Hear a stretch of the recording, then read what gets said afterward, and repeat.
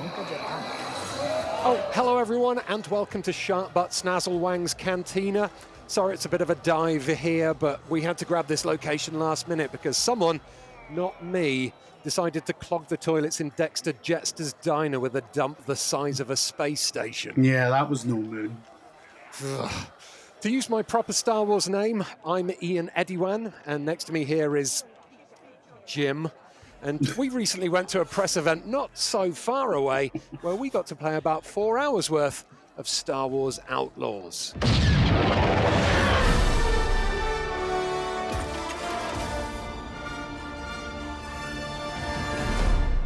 So, Jim, 4 hours each with Star Wars Outlaws. I mean, first up, did you enjoy yourself, or was it a case of the prequels? No, I really enjoyed myself. I loved it, and I think getting to play a little bit of the game made me really excited for it. I've kind of not been thinking about Star Wars Outlaws at all. It's felt like a bit of an also-ran this year. People aren't really excited about it per se, but after playing it and after feeling like, oh my god, it's like you're there. I think the best way to describe it is, if you asked me when I was a child, like what kind of Star Wars game I'd have loved to play, and I'd have probably said something mental like, oh, I'd love to, if they should make a GTA that's just like Star Wars, and you can go to a bunch of different planets and you can steal stuff and you can ride around, and the huts are there, and it feels like a child's fever dream of what a Star Wars game should be, except someone's done it, and I can't believe it exists. But basically after playing it for a few hours, I'm really excited for it. It's taken something that wasn't really much on my radar and put it like it's the next thing I'm massively looking forward to playing. Let me see some identification. Oh, yeah, sure. You're Torin Valerio Nupp? That's me. Mm-hmm. All right, move along. I've always been quite a big fan of the Ubisoft open world style games, and I went into this. I'd heard it was a little bit more linear. People who played this in a previous press event, I think, had been shown one kind of standard story mission that was very linear, and we actually got to experience a lot more of the open world. We got to do a lot of different things around that open world, including flying into space and stuff. As far as I'm concerned, it was a very good Star Wars game, but you could tell it was a Ubisoft game. There was a lot of Ubisoft elements in there. The Far Cry kind of taking down a base, I had to do that. And I don't know if you got to use much of Nyx, K-Vess's little cat dog companion thing, but using Nyx in some of the story missions felt very much like Watch Dogs, and using Marcus's hacking abilities to hack cameras and stuff. Nyx was almost like you were able to send Nyx off to unlock doors for you and pick up items and things. The Ubisoft branding and the Ubisoft core felt quite strong in it, but at the same time, like you said, there was it definitely felt like a Star Wars. It had this wonderfully detailed world with loads of set dressing and stuff that made the game and the experience feel like we were in a Star Wars. And it was so detailed that you even messaged me afterwards talking, saying something like, toilets in Star Wars confirmed. I think we both opened a door on our spaceship when we were up doing the space bit and had a little look in there. There is definitely, it's a human-style toilet, but there's a weird pipe on the floor, and I'm not really sure what that pipe is for. I think it's like there's a human-style toilet, and then there's one for like miscellaneous other species. Oh yeah, whatever. You got to cover all the appendages for all the life forms, I guess. I'd tell you what. I think it says a lot about the pair of us that one of the first things we did when we got to the spaceship was check for toilets. I just wanted to see if they had like 3 seashells in there, like in Demolition Man, or if it was like, actual toilet paper in Star Wars. These are things that we need to know about.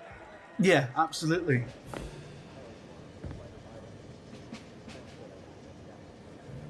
So, Jim, because I was doing a lot more of the story mode and you were concentrating on the open world area, I think what people are going to want to know is like how empty or busy does this open world feel? Like it's not a true open world as in fact that we're on one planet that you can go around No Man's Sky style. It's an open world area that seems a bit smaller than most open world games. Yeah, I would say to people, like, if you've played Outer Worlds gives you a good sense of, like, it takes place in a big sort of solar system. But when you go to a planet, it's a very sort of small instanced area to give you a flavor of the planet. It sits somewhere between, like, Mass Effect and, No Man's Sky. The two extremes of that, right? You've got a fairly big area of the planet to explore, but it's probably about not even a quarter of an old GTA map. But it gives you a flavor, like I say, and you've got the planet that we were on. You've got this big hub town in the middle, which is a bit of a warren in itself, and there's lots of different places you can explore. And I got on the speeder bike, and I decided, because I knew you were doing the story stuff, I decided to do like some of the side stuff. So I focused on one big side mission that took me like maybe halfway across the map. It was really, I want to say a big side mission. I mean, it was substantial. It was a side quest, but it didn't feel like an afterthought. It was like properly scripted, and it didn't feel like any less of a story beat than any of the main missions were. So it has that sort of Witcher 3 thing of like the difference between a side quest and a main quest is it's not one of quality by any sense, So basically I love it, and in terms of like how dense the map was, there's like there's stuff every 15 seconds going on. I took the speeder bike out for a little burn around the planet, and was flying past NPCs, and you can hear them go, "Hey, over here!" Exactly. There's a bunch to talk to that will give you side missions ranging from go pick a space flower to go and do something that ends up being an epic quest. But my main focus during that area was to go into that big warren area that you talked about and do the main mission. And before I even embarked on the main mission, I was having a little explore, looking at the scenery and checking everything out. It's a really hustling and bustling kind of area in there.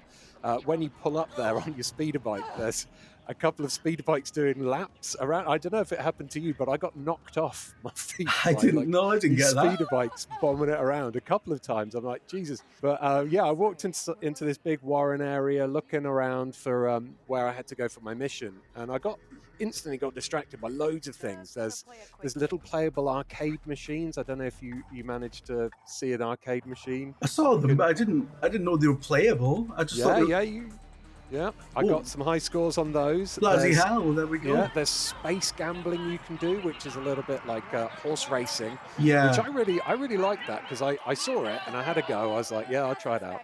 And then later on, following the story mission, I found a little secret area which had a data pad in it. And the data pad, on the data pad, it had someone was going, the winner for the next race is going to be Snazzlewang Jingle Bum. And so, like, I went back to the gambling thing to see, and that rider was there. So I put all my credits on it and won big. So that's a nice little bit of extra detail to the world. That's incredible. That's really good. That's brilliant. So I love that little bit of extra detail. And just the scenery's great, wandering around. A lot of the main mission I had to do involved sneaking into areas, avoiding these factions. That is where I felt a bit kind of like Assassin's Creed stealth almost. There wasn't too much parkouring or anything like that, but it was like you'd go through a bit of a stealth mission, and then you try and get through a door by using a Watchdog style opening with Nix going distracting people or whatever, and then it ended up in this little arena which was basically, for all intents and purposes, a Far Cry outpost. There was alarms on the walls that you could disable, and you had to take out, or you didn't have to take them out, but you could take out enemies, and then in order to clear the area. That was a good hour of just exploring through this really dense environment inside. So just the fact that you've got this in the main story, but you can also go off and have your own little adventures if you can't be asked is epic. It points to a very, very large game. After that, we were put on a spaceship. We got to go into light speed. Yeah. I really appreciated the fact that there is a button prompt on screen that said punch it before you went into light speed. So it's like press F to punch it. Yeah. Or whatever. And it's like that hyperspace effect is like, it's perfect. It's spot on. It's great. And it's those sorts of things that make you really it just plugs right into the 11-year-old sort of boy watching Star Wars, and it's wonderful for stuff like that. But then we had an hour on another planet, which was a wintry but like Asian inspired location with very sort of Far Eastern kind of inspired architecture and stuff like that, and it was beautiful like that. I remember just thinking how this was a really gorgeous location that they came up with.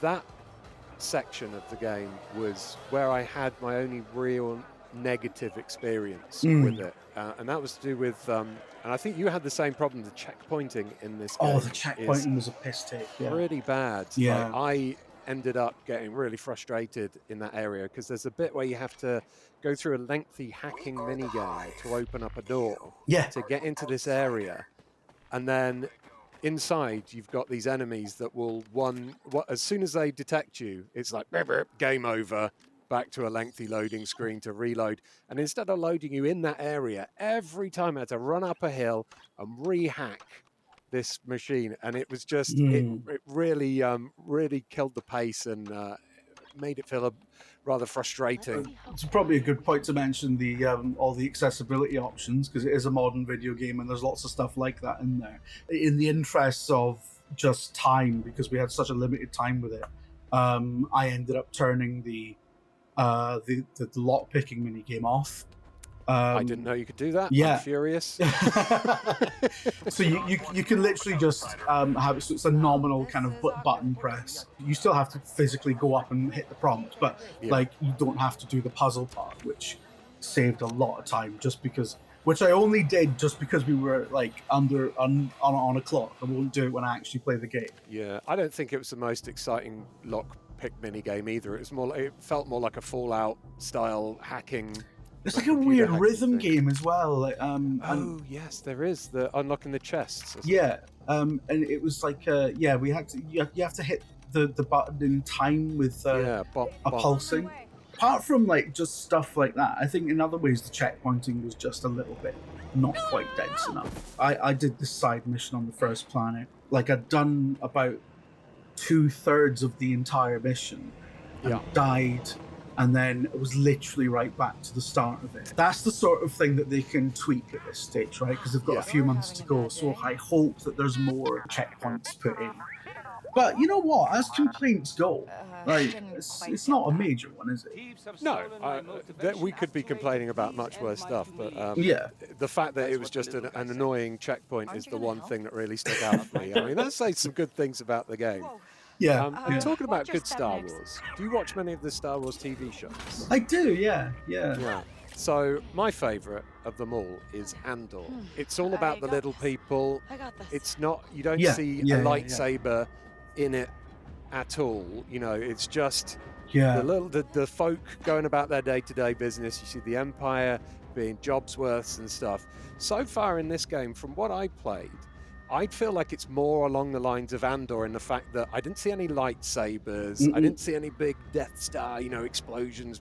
I didn't see any signs of Jedis or Sith. It was the small folk, a story of the small folk trying to survive in a Star Wars universe. Yeah, I think this is a world where, like, I mean, you're not a normal person because you're a criminal, I guess, but like, you're a person in this galaxy who's trying to get by. You're not important. You're not a member of the Skywalker family, so automatically, like, your options are limited. I feel like you're playing the type of person for whom, if you see a lightsaber fire, it will be the only time you ever see it in your life, and it will be fucking terrifying, as it should, right? And from what we've played, I really hope the game is true to that. And I think you will see a lightsaber at some point, but crucially, you won't be the one wielding it, and it will be a moment. It will be a proper moment, and you'll run off, you'll run away. But yeah, I think in the same way that your average car thief probably doesn't often get to see the royal scepter. Yeah. Your petty criminal in the Star Wars world rarely sees a Jedi rock up. So, and that's the way it should be, I think. Like Ando's probably about right in terms of like where it sits. But even though you can't use lightsabers, you can, of course, fly a spaceship. I don't know if you indulged in many dogfights while you're up there in the spaceship. I didn't. No. I did. I had a few dogfights up there. It's not the most exciting part of the game.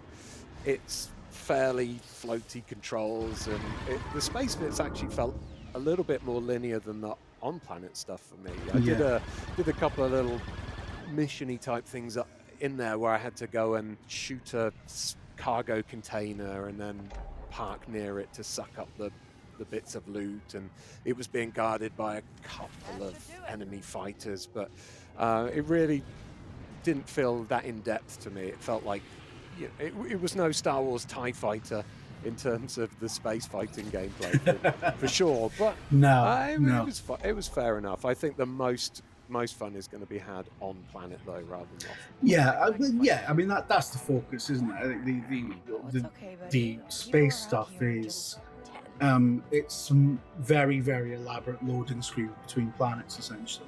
Yeah. And it's really nominal kind of like stuff you can do in orbit. There are some locations and stuff around planets that you can go to, and I think there's like some stations and some activity on asteroids that I didn't investigate, but I did see crop up in the HUD and things like that. So I think there is stuff there in the space bits, probably just enough to give it that sense that there is a wider kind of universe happening. But the focus is very much on the on-planet gameplay. Are we allowed to use the phrase "boots on the ground"? Sure, why not? All of Star Wars. It's very much like on-planet gameplay, where I think it really shines. And if people are looking for, as we said earlier, if people are looking for a sort of a way to summarize the experience of this, it's like Watch Dogs 2 / Andor. Yeah, that's pretty good summary. Honestly, it seems to, if you're gonna go into that looking for big epic Star Wars moments with like Siths fighting Jedis and stuff, you might get a sniff of that near the end. I don't know. The bit we tried out though, it's a lot more the little person. It's a lot more going around helping, troubled outposts and, helping one gangster over another and stuff.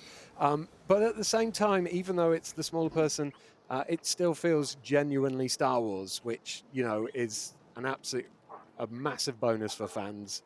In my opinion, at least, although you can tell the Ubisoft DNA in there, it feels like an actual Star Wars game rather than the Avatar game that came out recently, which felt like Far Cry painted blue and was a bit of disappointment. It wasn't even like trying to not be a Far Cry game. It was just a Far Cry game. It literally was Blue Cry. Yeah.